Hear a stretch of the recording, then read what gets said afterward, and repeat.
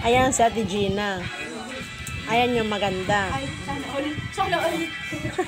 May problema. Ayan naman yung sexy. Ayan yung pinaka-sexy. Ayun naman yung kapatid ng sexy. Oh. Siksik siya. Adi sexy. Adi yung siksik. O, diba? Adi super siksik. Nata, visitin ko itong mga to. Guys, nandito kami sa Malaho. Kay Charot, hindi pala. Sa Ocean View.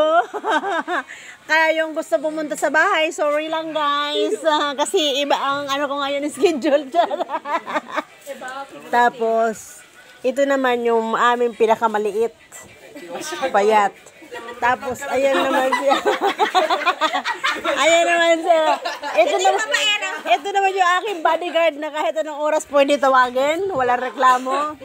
Tapos, ayun naman yung tao na yun. Yun. Nagiinom siya ngayon. Hi guys! Tapos, teka.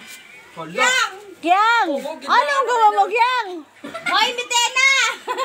Ay, antena! Butangan na tubig. Wala. Magbibig ka Magbibig ko. Gagawa siya ng chocolate yun. Saan mo ka lugar yung laki? Ha? Giniis, ganda mo sa tinawa. Ayan. Parang malapot na. Yan. Tapos yung pagkain namin guys, wala na, naubos na yun. Yun na lang. Tapos doon, mag-picture kami doon mamaya guys. Tika lang.